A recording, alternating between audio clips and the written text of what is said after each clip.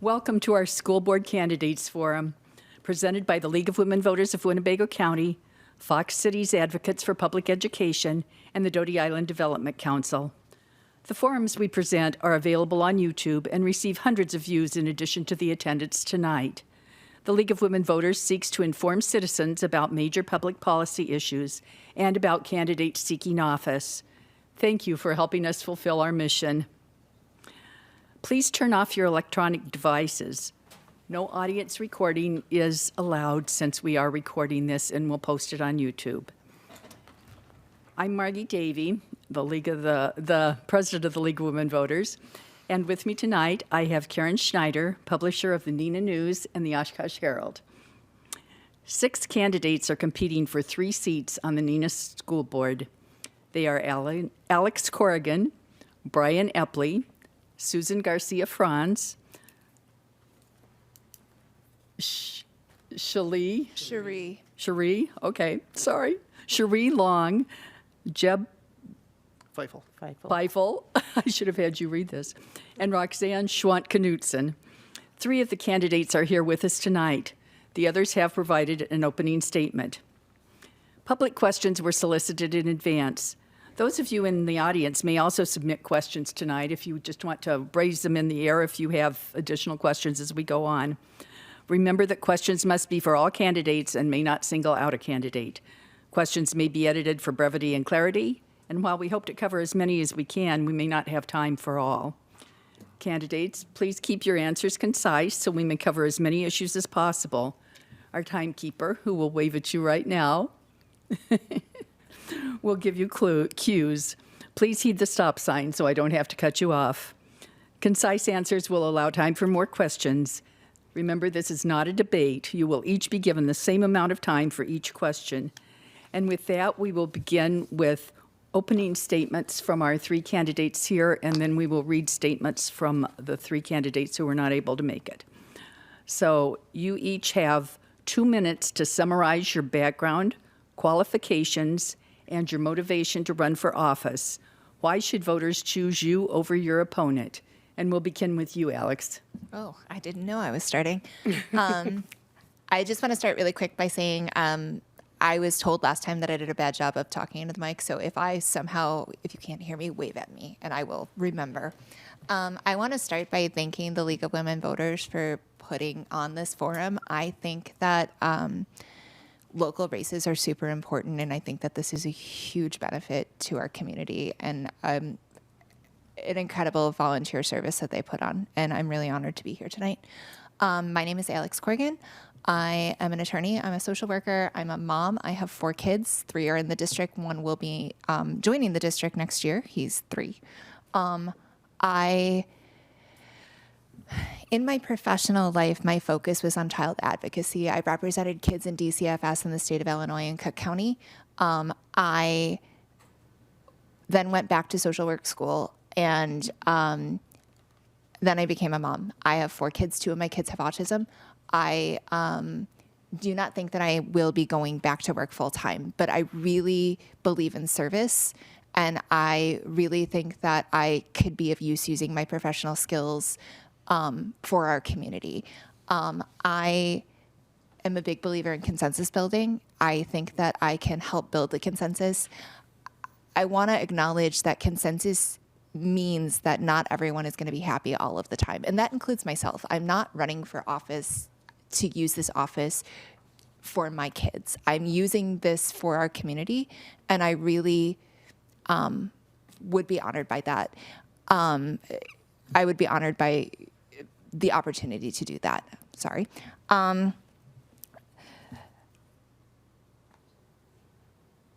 Okay, beyond that, I really feel like my job is to bring together kids, community members, thank you. Thank you, Alex. We'll go on to you, Brian. Thank you. Good evening, and thank you to the League of Women Voters for hosting a second forum. And thank you to the City of Neenah for the use of this room, and thank you to all the attendees here for taking part in this process. My name is Brian Epley. I grew up in Neenah, graduated from NHS, live and work in Neenah, and I'm proud to call this my home. I've had the honor of serving on the school board for 6 years, during which time I was a member-at-large, vice president, and president for the last 4 years. Professionally, I'm a structural engineer, but my passion is for public education, which is why I'm here tonight. During the first forum, a question was asked about closing Hoover Elementary. This was an extremely difficult decision to make that involved many factors and was an emotional one. I was deliberate in my response not to answer the question of whether I would vote for or against the decision. When serving on the board, it is inappropriate to discuss how you will vote outside of a board meeting. My words were taken out of context and I was attacked with them, being called a liar. This has since become part of a radio commercial disparaging my time on the board. I hope this is not a new normal for our community in what should be a nonpartisan local election. I'm proud of my time on the board and the decisions I have worked deliberately to make on behalf of all constituents in the Neenah Joint School District. I have been open and honest and willing to talk to anyone who has asked about why I made a decision. It is through those personal connections I have been able to fairly represent the broad spectrum of citizens in our district. My decisions on the board have been focused on looking at doing the most good and providing longevity for our district. We have to make decisions encompassing the past, present, and future while focusing on the best outcome for every constituent. Being on the school board is not a one-issue endeavor. We represent people of every culture, ethnicity, orientation, religion, and opinion. We represent students needing special education, musicians, athletes, academics, artists, and striving to meet all students where they are in their educational journey. Thank you. Susan? Hello, my name is Susan Garcia-Franz, and thank you again for having this forum and allowing the opportunity to let the public know who we are and what we represent. So I've been a public employee for over 15 years total. I've worked in Winnebago County for the past 12 years. And as a public employee, I really have an opportunity to be in a position to hear the public and the community and do a lot of engagement and take those opinions and work them into the work that we do, the important work that we do at the county level. And we are really the overall safety net for the county. So that's really important work that I do on a daily basis. In my spare time, I work on advocacy for dyslexia students. I am on the committee for Decoding Dyslexia Wisconsin, and we started the group out of my daughter's dyslexic, and we really had a lot of struggles going through school, and we had an opportunity to come together with other parents throughout the state and come together and advocate for the needs of dyslexic students overall in the state. And so that has really been near and dear to my heart for that kind of work, because it has ended up with Act 20 legislation that will lead to changes in how reading is taught into the future. So I think that I really am a voice for that, moving forward, because I think all children need to read and write by 3rd grade. Thank you. And now we're going to have Karen read a statement from... This statement begins with, it's from Roxanne Schwant-Knutson. Dear constituents, I regret to inform you that I am unable to attend the Second League of Women Voters Forum this evening. My absence is not a reflection of indifference, but rather a strategic decision to allocate my time where I believe it will be most impactful. On February 8th, I had the honor of speaking at the forum, which was recorded, and I have shared the YouTube link to my webpage at roxannesk4njsd.com. Don't worry, I'll repeat that later. My decision stems from a belief that my time is best spent actively engaging directly with the community, knocking on doors, responding to emails and messages, and engaging in meaningful conversations, both collectively and one-on-one. I am committed to reaching as many individuals as possible in a genuine and personal manner, prioritizing the voices and concerns of our constituents. While I'm choosing not to participate in this forum today, please know that my decision to serving the community remains unwavering. I am grateful for your understanding and support as we continue to work together for the betterment of our schools within our community. I encourage you to continue to reach out to me. My email is Roxanne, sk4njsd@gmail.com, and I can also be reached at 920-470-7451. Both my website and email address are spelled ROXANNESK, the number 4, njsd.com, or at gmail.com. Thank you. Sincerely, Roxanne Schwant-Knudsen. And now I'll read a statement from Shalee Long. Ladies and gentlemen, esteemed members of the community, I regret that I am unable to join you today at the second school candidate forum. As some of you may know, I had the privilege of attending the first forum on February 8th, where I had the opportunity to share my vision for our schools and engage in meaningful dialogue with parents, educators, and community members. While I cannot be present with you in person today, I want to assure you that I am fully committed to serving our community and advocating for the best interests of our students. I believe that open communication and transparency are essential qualities for any candidate seeking to represent our community on the school board. If you have any questions, concerns, or ideas that you would like to share with me, I encourage you to reach out to me through my website, chari4njsd.com. Your input is invaluable to me, and I am committed to connecting with each and everyone in the community personally. In closing, I want to express my gratitude to everyone who has taken the time to participate in these candidate forums and engage in the process. Your involvement and support are vital to the success of our schools and the well-being of our community. Thank you again for your understanding, and I look forward to connecting with you soon. Warm regards, Shalee Long. And now Karen has one more. The statement from Jeb Feifel. Like many people, I found 2020 to be an incredibly scary period with little known or understood about the COVID virus. As time progressed and we learned more about the virus, my anxieties turned into frustration. It was clear that divisive partisan agendas were taking hold, facts, data, and in some cases, the best interests of the people were subordinated to arbitrary agendas.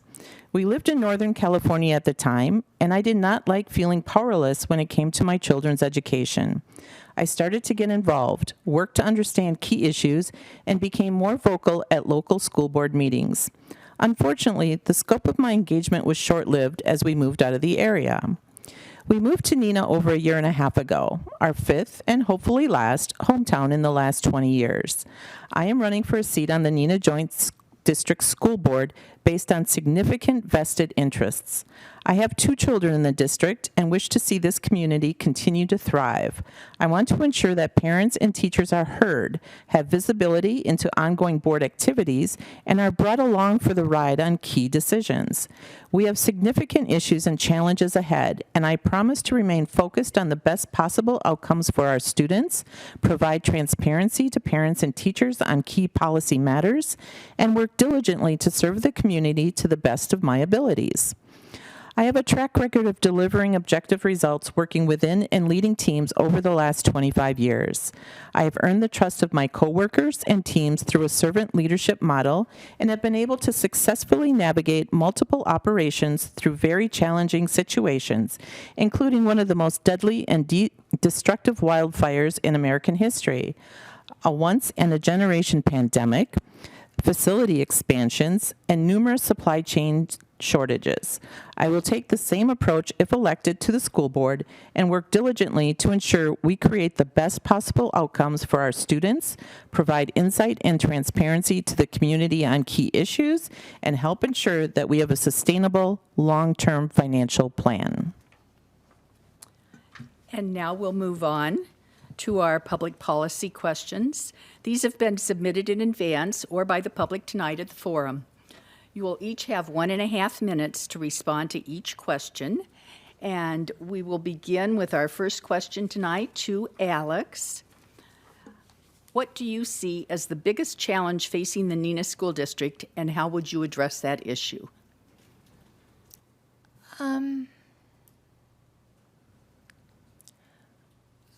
I feel like the biggest challenges that we have in the Neenah Joint School District are issues surrounding divisiveness and also surrounding communication. I think that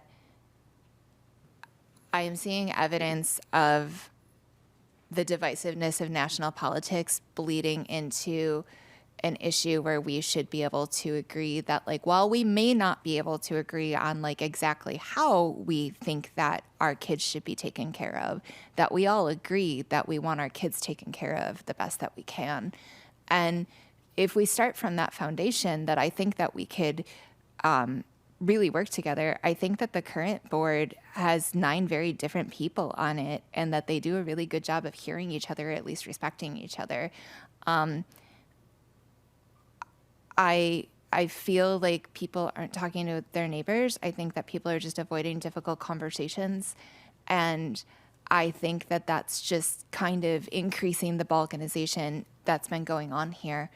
I think that our kids are looking to the adults so that the adults can figure out how to take care of the kids. And if the adults aren't talking to each other, then I don't know how we're really going to do that. So I think the answer is for us to have a commitment to have these difficult conversations and to hear each other, even when it's uncomfortable. Thanks. Thank you. Brian? Thank you. I'm going to take the approach that there isn't a single biggest challenge to the Neenah Joint School District. I think I need to agree with Alex that communication has been a problem for a while.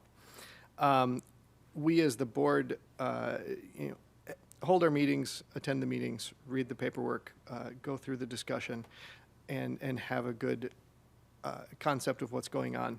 It's right there in front of me all the time, and so it's front and center. For the public, it seems like many people only listen when they feel like there's a problem. And so the issue is being able to get the communication out to everyone and get them to be interested and engage, even when it's not specifically impacting them, because all of these issues do impact all of our community members. It just depends on what level you're at. And the other one that I want to throw out there is reading. We hear a lot about third grade reading scores. Teaching kids to read is difficult. There are a lot of different ways to do it. Some of our teachers are very ingrained in the methods they've been using, and for good reason. They work well. We also have a new Act 20 coming from the state that's got some new ideas about reading. These are all going to be things we're going to have to work through. But I think we can all agree that getting our kids to read at an appropriate level is going to help them succeed in life. Thank you. Thank you. Susan? I agree with Brian in that there are several challenges that are in front of the district. And I think one of them is kind of a combination of what's been said, is having enough time and enough information put in front of you to have all the time necessary to make decisions, because decisions need to be made throughout the school district for different reasons, different timelines, different deadlines, different recommendations that come down from the state, different guidelines, policies. I've looked into school law. It is probably the most complex thing there is to know. You really almost do need a legal degree to understand school law. It's very complex. And so just understanding when information comes in, to be able to have the time to, the board meets on a regular basis, but the information comes in on a regular basis, and most people are serving on top of full-time jobs.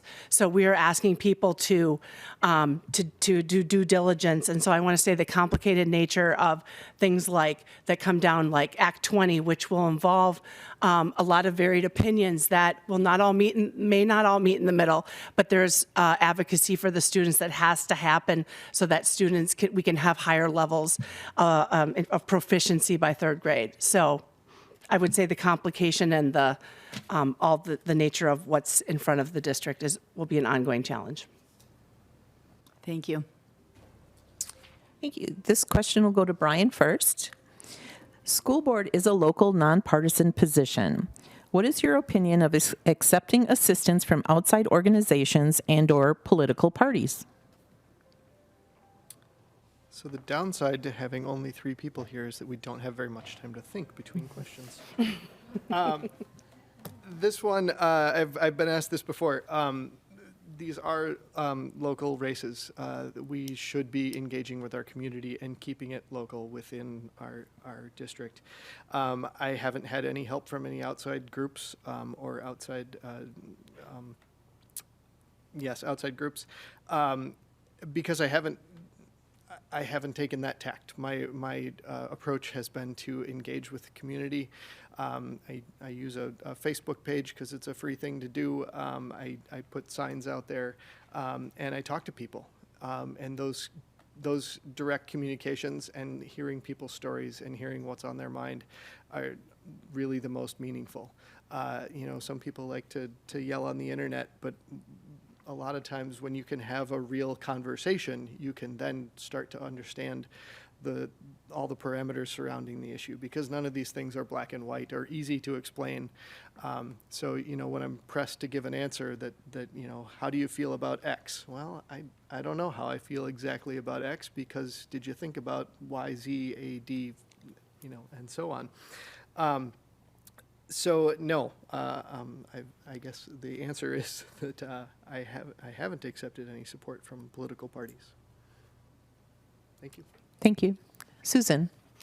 So I think nonpartisan races are important because the decisions that are in front of us should need to be made by taking into consideration the vision and mission of the school board, of the district, and really it's serving the students and the parents and the community as a whole. And so when politics comes into play, oftentimes there's that sphere of influence. But we did have Citizens United that decided that money is voice in our community. And unfortunately, it takes money and voice to get your name out, to get your issues out, to be able to really put yourself out there in the community for people.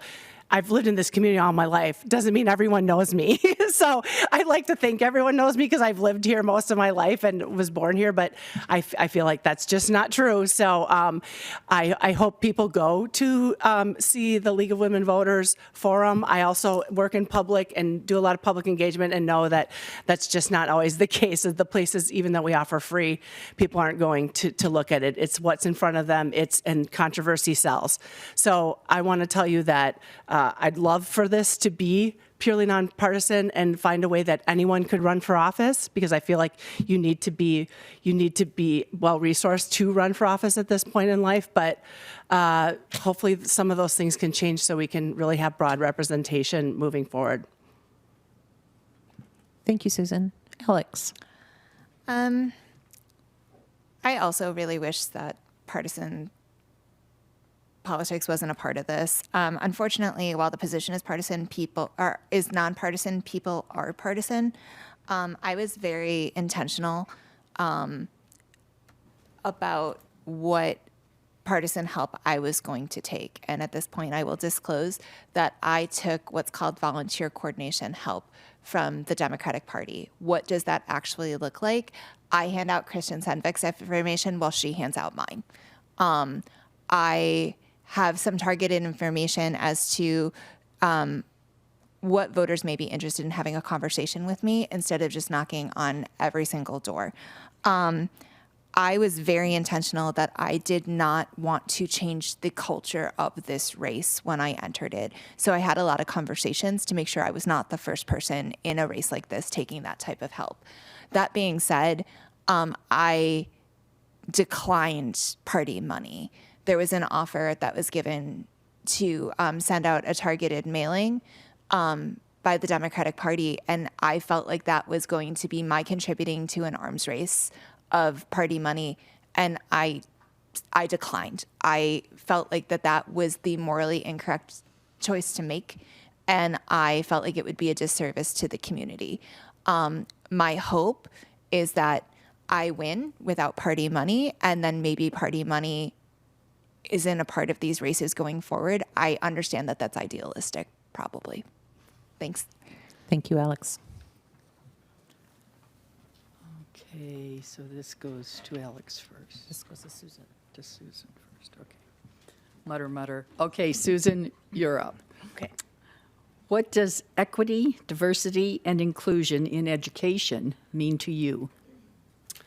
So when equity as a word came up, and I was first learning about it, especially in my position, I kept thinking, in my mind, I'd go to equality, and that is not the same. So when I boil down equity is access to opportunity.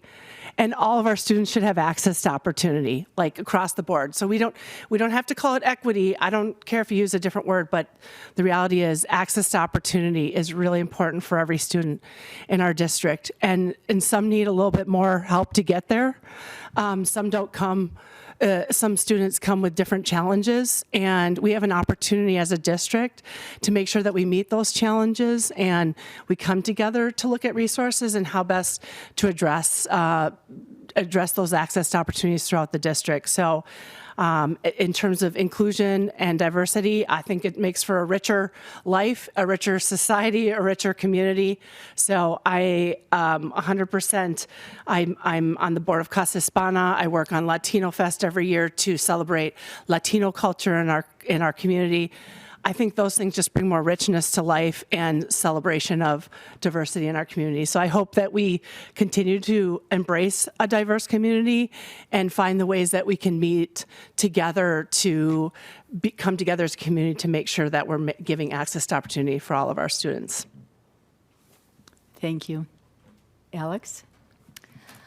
I think that the concept of equity is best demonstrated, and now I'm going to do this cliche awful thing where I describe a visual. There is a cartoon where it shows that equality is giving everyone a stool that's exactly the same height, and the cartoon shows like it's a monkey and a goldfish and a giraffe. And equity is giving an appropriate size stool to allow everyone to see the same things. I think that equity is a principle in education of meeting each kid where they are. Not every kid comes with the same tools. Not every kid comes with the same abilities. Not every kid comes with the same strengths, but our job as educators is to find and highlight each kid's strength and help them find their path and move forward. And I think that equity is a wonderful principle of our society. That being said, I also think that diversity is a strength. I think that there is a diversity of backgrounds. There is a diversity of socioeconomic backgrounds. I think that was really highlighted in the Hoover conversation, like how different people are in our district. And I think that that is a wonderful strength that should be recognized and highlighted. And I think that there was the last part of the question, and I messed it up. Inclusion? Inclusion is just making sure that everyone's voice is heard, even the quiet voices. And I think that's a really important part of our role. Thank you. Thank you. Brian? Thank you. My answer might be a little short because I just want to say ditto and move on. We have students, I said this in my opening statement, we have students of every culture, ethnicity, orientation, religion, gender, and ability. We have to serve all of them. We have some students right now that are participating in Ramadan. That's not familiar to many of us, but a district email went out explaining, what that means and what that might mean for the students that are participating, in that they may be fasting and they may be hungry during the day, and maybe that'll change their behavior. But meeting them where they're at in their religious practice. So we need to provide that opportunity to teach all of these diverse communities and for all of them to have the ability to learn. Like Alex said, providing them the tools to meet the needs that they have and get them to that same educational opportunity. I'm going to leave it there. Thank you. Thank you. Thank you. And I believe we are starting with Alex.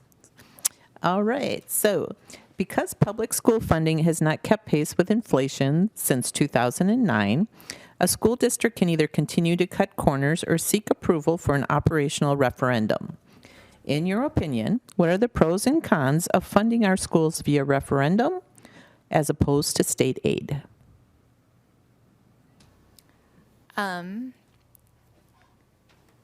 I have a lot of thoughts about school funding. I have a lot of thoughts about the role of the board.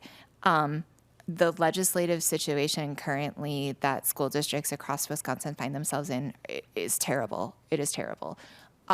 I cannot do anything about that.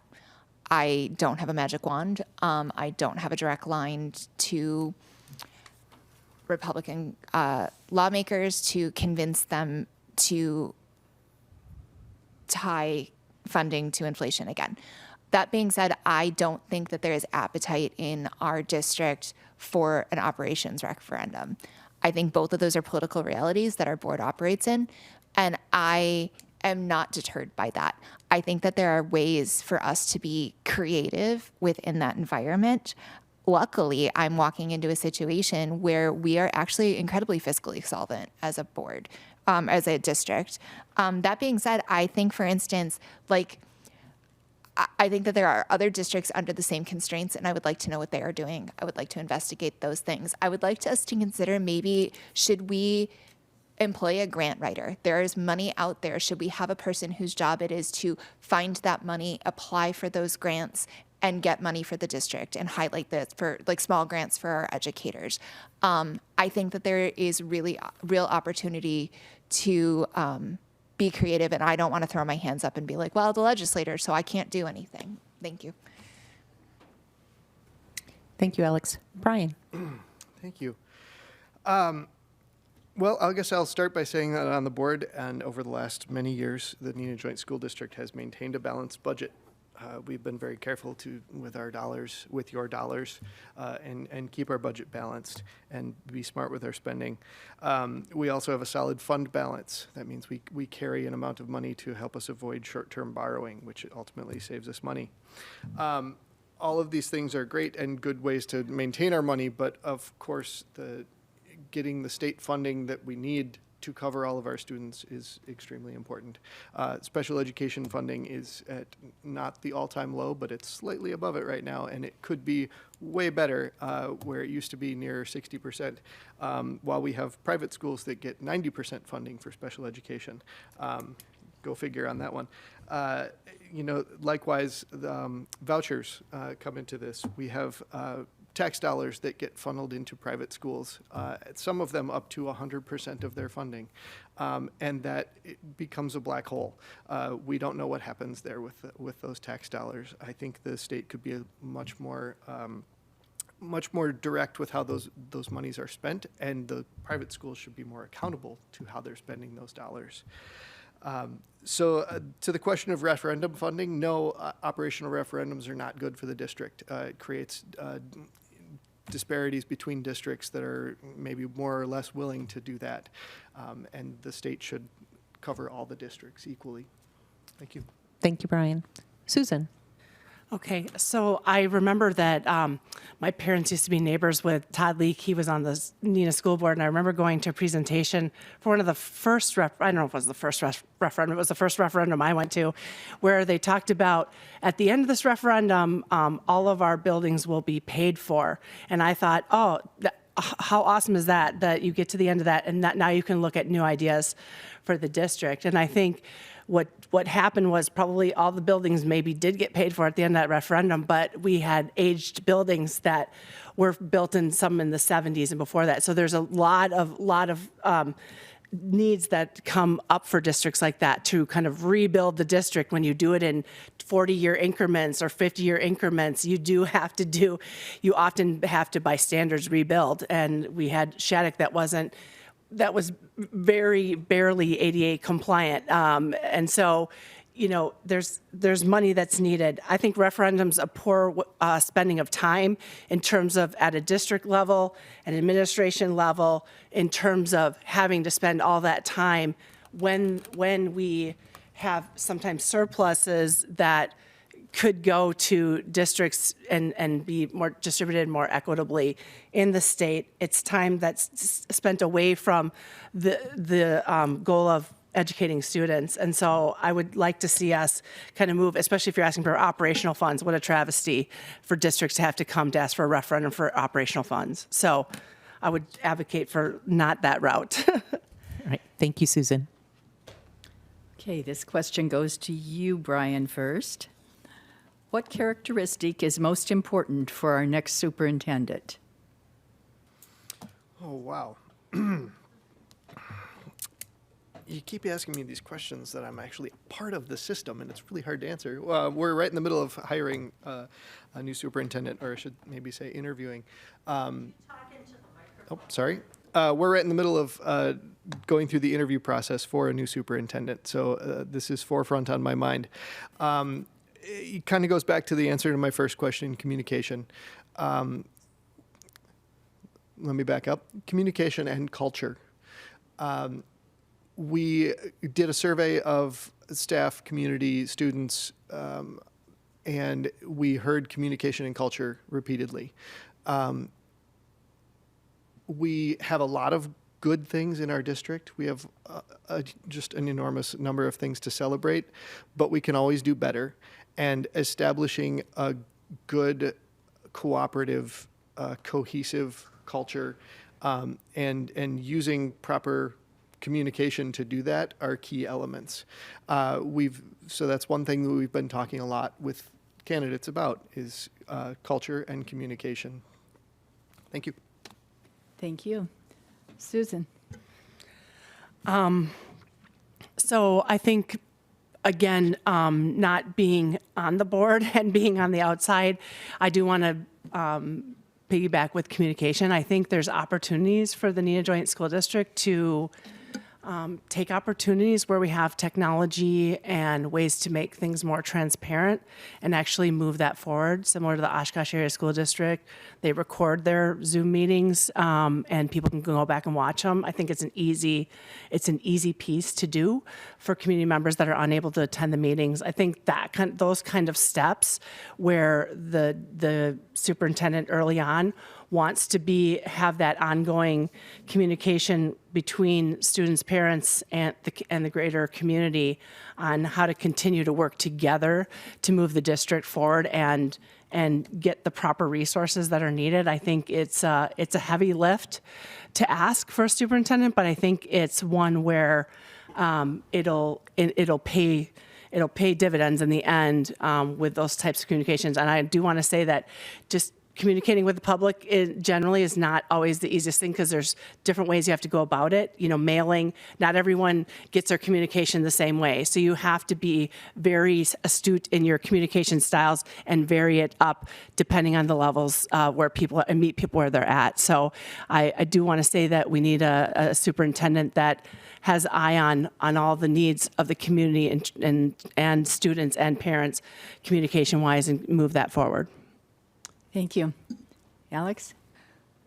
I mean, I'm going to beat a dead horse and also talk about communication, at least briefly. I do think being a newcomer to the district, the thing that I heard is that, and this was being out in the community, was that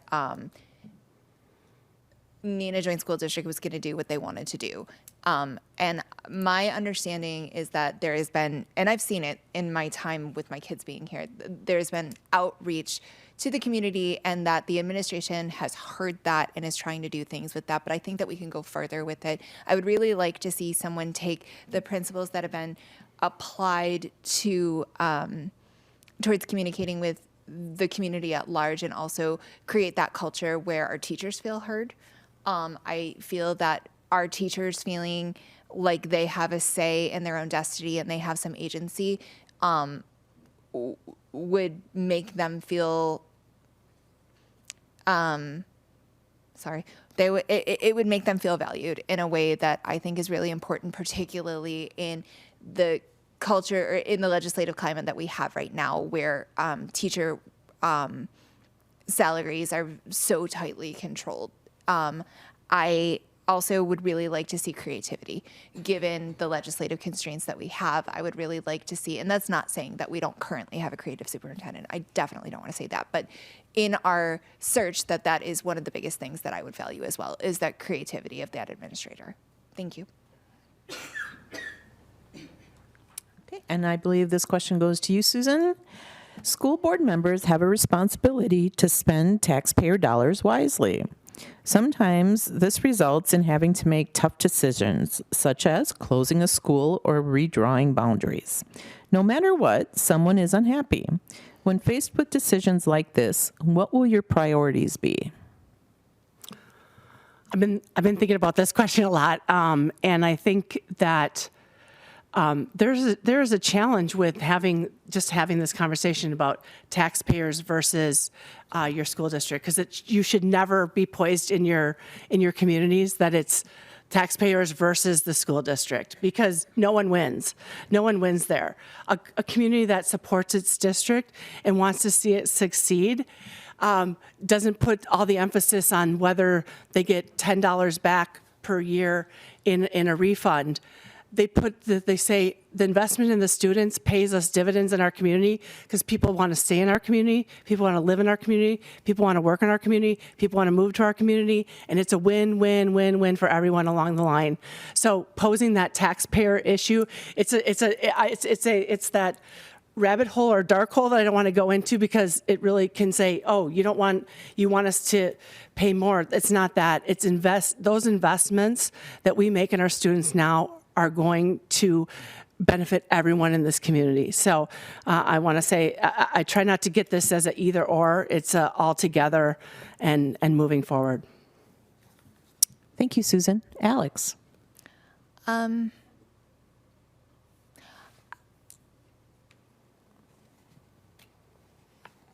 It's hard to balance all of the interest rates, and it's hard to just talk about like what's my calculus going to be, because I don't know what information I'm going to be looking at, and I don't know what this particular hypothetical decision that I'm making is. That being said, I think that boards have to make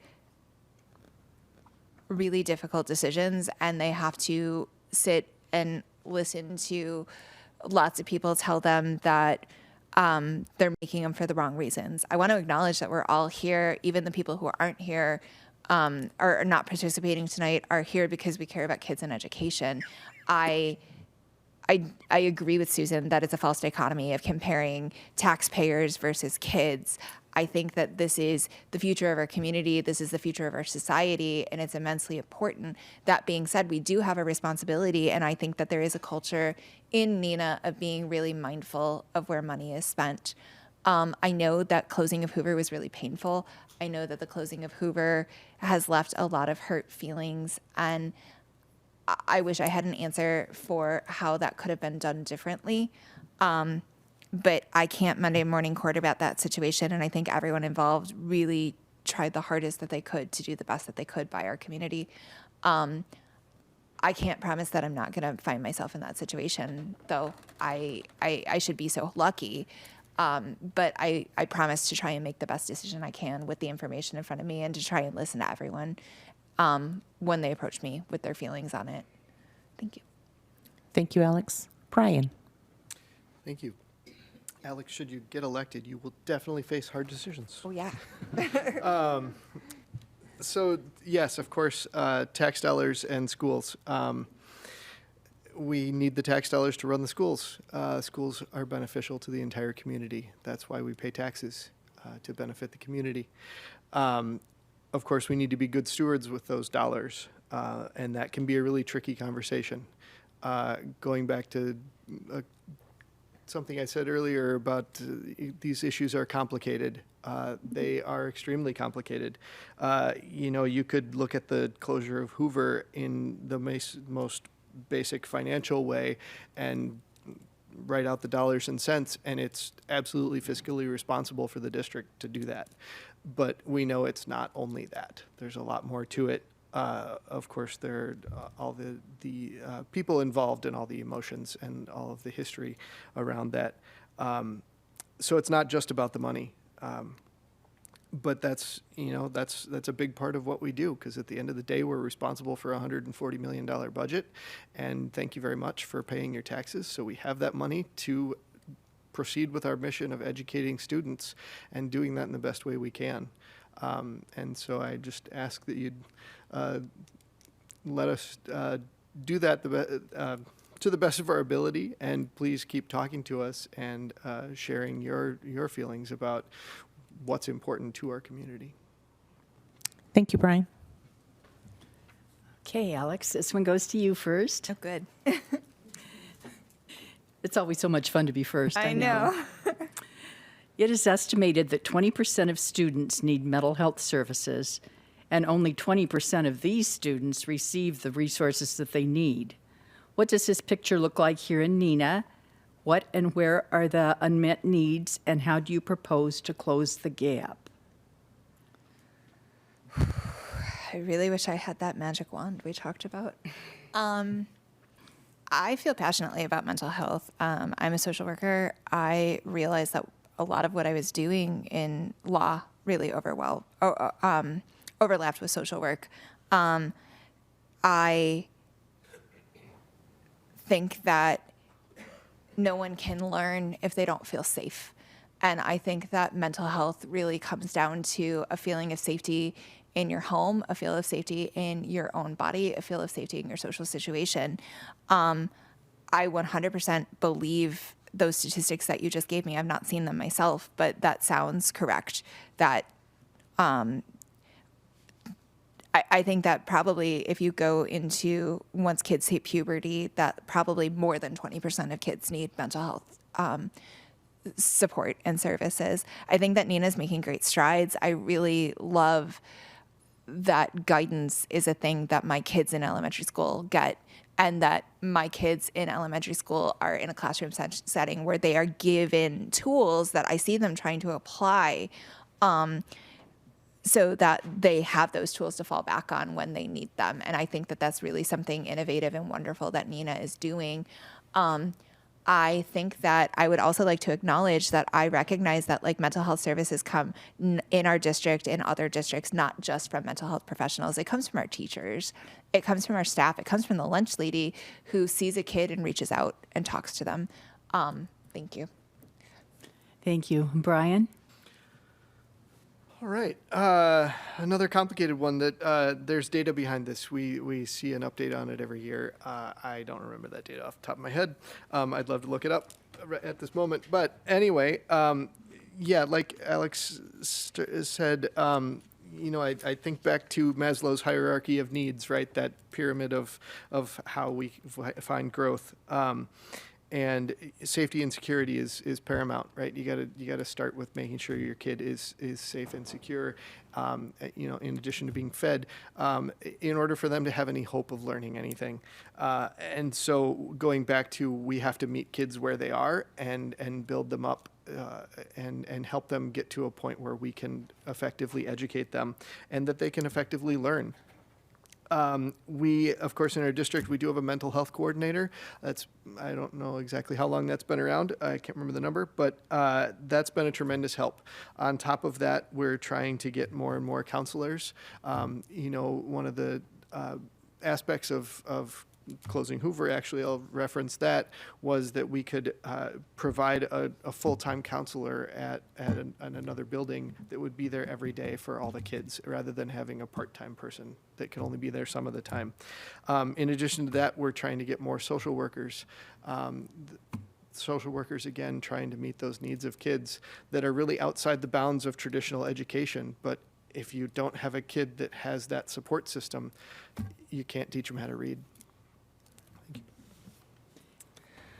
Thank you. Go ahead. Thank you. So in terms of mental health, just acknowledging mental health is health. Mental health is equivalent to physical health. It's hard to function if we don't address that. And so I want to say I don't have all the statistics in front of me either, but I do look at these statistics on a regular basis. There was just a community health assessment done by Winnebago County recently, and it's on the Winnebago County website, the health department's website, if you want to go, and it does address some of those key statistics that are out there of where students do not feel like they belong at school. And we have that high percentage of students that, an alarming percentage of students that do not feel like they belong at school. And partnerships are critical to addressing mental health. It's not going to be the heavy lift by the district alone that's going to solve this crisis for the students and for the community. Partnerships with Catalpa, New Mental Health Connection, doing things like Sources of Strength, serving more in-house mental health needs, and working with there's a peer specialist that's in some of our elementary schools. All of those options that happen within the district are critical to the addressing of the mental health care, as well as students having to leave school, get an appointment, be taken to the appointment. All of those pieces, they're obstacles to families that struggle. And so we know the families that struggle are really at a disadvantage for getting to those needs. So we really need to work together to get this. Thank you. And I believe this is going to be the last question from us this evening, as you guys are like, oh. So we're going to start with you, Brian. How much time do you intend on spending in classrooms? And what is your classroom experience? Interesting question. Well, I do spend time in classrooms, not a ton, because I do work full time. I had an interesting experience this year. Our district administrators have started a annual tradition, I guess, of offering a free sub day for teachers. And somebody challenged me one day, why don't you try that? Actually, our very own Deb Watry on the board, who's a former educator, started this. And somebody said, well, why don't you try that? And I said, well, I don't know if I can. Anyway, legally, I had to become a substitute teacher. So I took a substitute teacher training course over a weekend and got a 3-year substitute teaching license. Don't worry, I'm not trying to take anyone's job. I can't do that full time, but so I got the opportunity to actually spend a day in happened to be my daughter's gym teacher at the middle school, which was a whole lot of fun. In addition to that, last year I made a point to go through all of our schools and visit every single one of them and spend time with each principal primarily, but toured the whole school and got to meet teachers. And I did it during the day, during a time when I could actually see the school in progress and see how it's working. Alliance Charter School, I will tell you, is quite remarkable. You should see those 4K kids in the Montessori program focusing on the work. Most well-behaved 4K kids I've ever seen, I think. Thank you. Thank you, Brian. Susan. Well, I would like to tell you, I would love to have the opportunity to go into classrooms and be an observer, take in all the there is to take in that happens at schools. I have my daughter graduated in 2020. I did go to the high school a few times because I ended up helping. She started a cosmetology club, and I was able to help out with some of that. My mother was a hairdresser and came in and helped out as well. And so having those opportunities to come in the school and see it firsthand, I think is critical to know the challenges and know also the celebrations to be had where you see I think the slogan of every rocket has a champion, or I'm sorry, I'm slaughtering probably how it's worded, but I think those champions they need their folks out in the community that say the wonderful things that they do, because I've seen it firsthand and am overwhelmed with emotion when I start to talk about it. So I won't talk about it here, but of what they do for those children. And so just, we need to celebrate more, celebrate who we have, because we do have amazing activities and teachers and mentors and administration and people all up and down our district that do amazing things and are not very often highlighted in the general public. And I think we have an opportunity to do that a lot more. Thank you, Susan. And last but not least, Alex. I totally didn't think I would talk about this tonight. I did an internship for 2 years in social work school where my job was teaching kids in the Chicago public high schools, primarily high school, though there was some junior high, about human trafficking. So that is the primary way that I was exposed to classrooms, actually being in classrooms and teaching, was teaching for the Chicago Alliance Against Sexual Exploitation about risks of human trafficking and how to avoid being trafficked. Great minds, I have been trying to visit every school in our district as well. I see this as a job I'm applying for, and that I need to understand the ins and outs, and that means understanding our schools. So I visited a number of our schools, and I'm about halfway done. So hopefully by the time the election rolls around, we'll have seen every school in our district. I do think that that is a benefit that I bring, and I want to fully acknowledge my privilege in saying this, though. I don't work full-time. I'm a full-time mom. That sometimes is a full-time job. Sometimes that is not a full-time job. So I bring a strength to the board that I can be in our schools a little bit more than some of my colleagues, and I really hope to be. Please invite me to your classroom if you're a teacher so I can come see it. Thank you. Thank you, Alex. Thank you. Okay, now you may each have 1 minute for any additional statement that you wish to make. And we're going to go in reverse order this time from when we started. So Susan, you get to go first. Okay. I need more than 1 minute, but I know that's what I get in life sometimes, so I will I will be brief.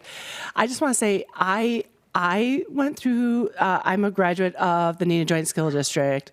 My dad was a graduate of the Neenah Joint School District. My children are graduates of the Neenah Joint School District. And I want to say there are amazing teachers and mentors and administration and staff throughout the district that still I hold very near and dear in my heart, even though I'm many, many years outside of the district from when I graduated. I graduated in '89, just to be transparent. And so a lot of my teachers still have an influence in my life today. And so I want to tell you that we have an opportunity to bring someone to the board that has that lifelong passion for this community and this district and the students in it to be an advocate. So sorry, I'm going to get choked up, but thank you. Thank you, Susan. Your time was up anyway. Perfect timing. Perfect. Okay, Brian. Public education is the bedrock of a thriving democracy. Thomas Jefferson wrote, "Wherever the people are well informed, they can be trusted with their own government." Jefferson dreamed of a system of free public education. I dream of serving my community in public education to ensure the American experiment of self-government continues long into the future. Those lofty words got me interested in the school board, but then I got here and realized my why. Why I do this sometimes thankless job. I do it because I am proud of the Neenah Joint School District. I'm proud of our Phase 1 basketball team. I'm proud of our national debate champions.